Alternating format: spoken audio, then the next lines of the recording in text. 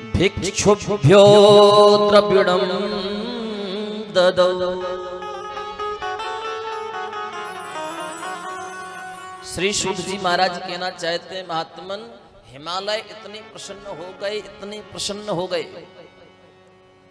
कि बोले हिमाचल प्रसन्न आत्मा भिक्षुकम द्रविणम ददौ। बोले जितने भी भिक्षुक थे, जितने भी गरीब थे, सभी को इतना धन दिया कि जब तक उन भिक्षुकों ने, उन गरीबों ने ये नहीं कहा कि हम तृप्त हो चुके हैं, तब तक हिमालय राज देने से बंद ही नहीं होंगे। बेटी के जन्म पर हिमालय को इतनी प्रसन्नता हुई। और आज के समय में यदि बेटी हो जाए, बाप रे, घर में तांडव हो जाता है। बोले बेटी क्यों हुई? हमको बेटी नहीं चाहिए थी, हमको तो बेटा चाहिए था। महीनों पति पत्नी से बात नहीं करता, वो बेटा अपने माँ बाप से बात नहीं करता। और पत्नी एक बार माँ बाप के घर चली जाए तो 6-6 महीने 7-7 महीने 1-2 वर्ष लेकर के नहीं आता। बोले बेटी क्यों हुई?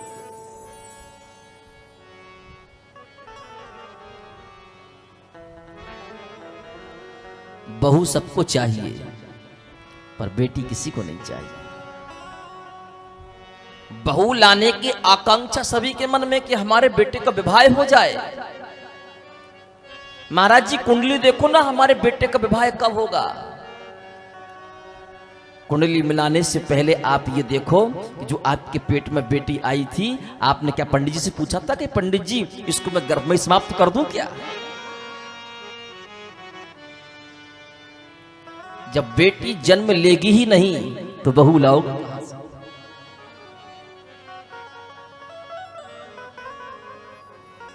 बेटी के जन्म पर प्रसन्न होना चाहिए। बेटी कभी आपकी किस्मत का लेकर के नहीं जाती, आपकी मेहनत का लेकर के नहीं जाती, वो उसकी तकदीर का लेकर के जाती है। 18 वर्ष में 20 वर्ष में इतना वो कर लेती है कि तुम्हें अपनी जेब से 1 रुपया नहीं लगाना पड़ेगा। लेकिन बेटा और बेटी में हम भेदभाव रखते हैं। दूध सभी को चाहिए पर गाय किसी को नहीं चाहिए।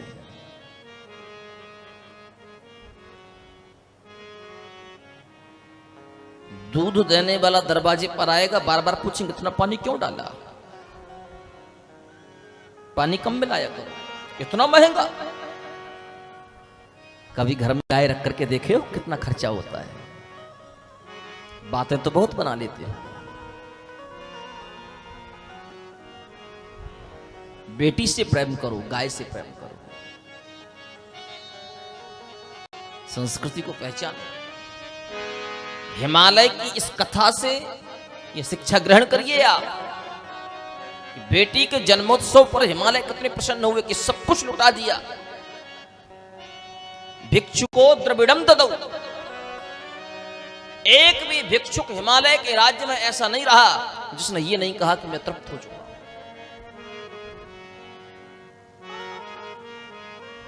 बोले अब इस नन्ही सी बालिका का नामकरण करना है। नामकरण करने के लिए साक्षात ब्रह्मा जी आए। अथो शुभ मुहूर्तेस्मिन् हिमपान मुनिभीषः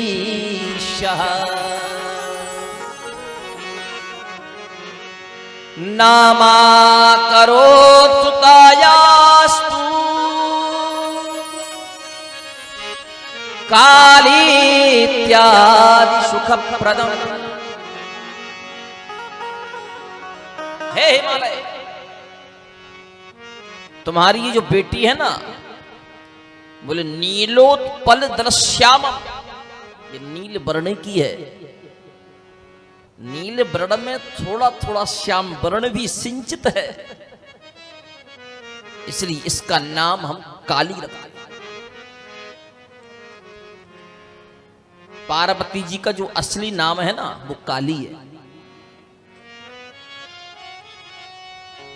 और आज के समय में यदि किसी को काली कह दिया जाए तो वो चंडी ना, हमसे काली कह रहा है।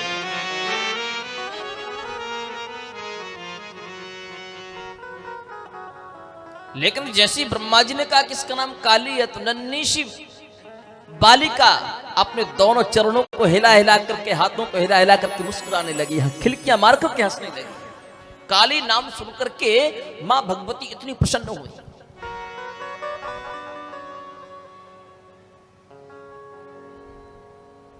इसलिए तो उस महाकाली के 3 रूप हैं, महाकाली, महालक्ष्मी और महासरस्वती। पर मैना का मन थोड़ा सा उदास हो गया। मैना ने कहा, मेरी इतनी सुंदर बेटी मैं काली तो नहीं कहूंगी, मैं क्यों काली कहूं?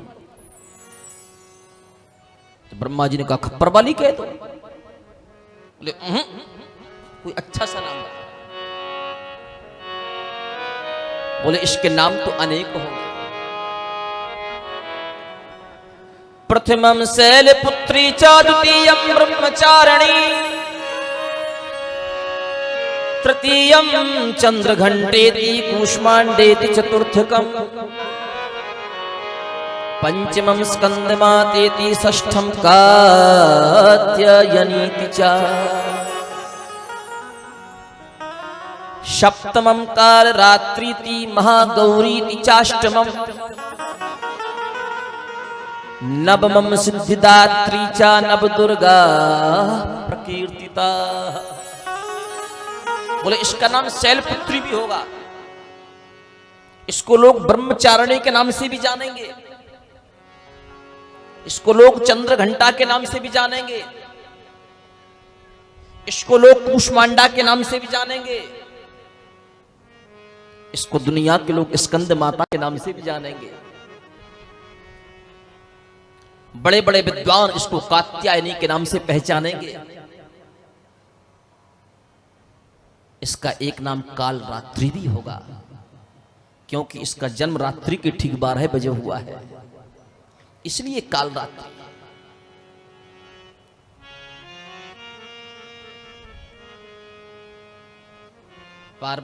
मैना ने कहा, फिर वही बात, ये काली माली काल माल रात्रि ये नाम मुझे पसंद नहीं है। तो ब्रह्मा जी ने कहा, जब काल रात्रि नाम आपको पसंद नहीं है तो उसका नाम एक महागौरी भी होगा। देखने में जितनी काली है ना,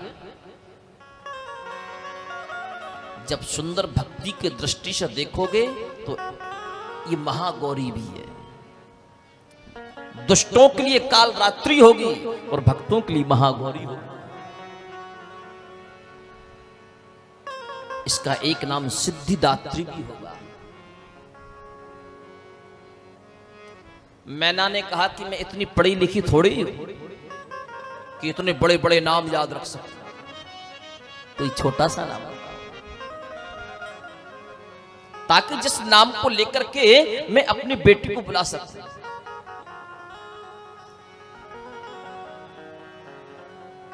अब ब्रह्मा जी मन में विचार करने लगे, मैंने इतने सारे नाम बताए लेकिन फिर भी इनकी मां को संतुष्टि नहीं।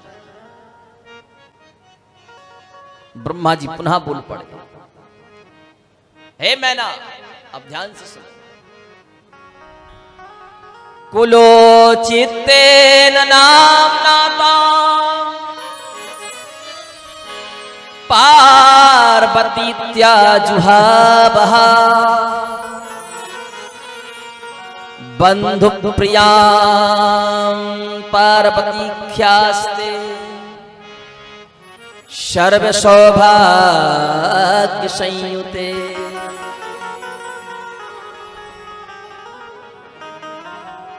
ये पर्वत राज की पुत्री है, इसलिए हम इसका एक नाम पार्वती रखते हैं। बोले हाँ, ये नाम सही है, ये नाम कोई ज्यादा कठिन नहीं है, ये नाम तो मैं प्यार से ले सकती हूँ। तो उसी दिन से मां भगवती काली को, महागौरी को, कालरात्रि को दुनिया के लोग पार्वती के नाम से जानने लगे। जो पर्वत की कन्या है वो पार्वती है।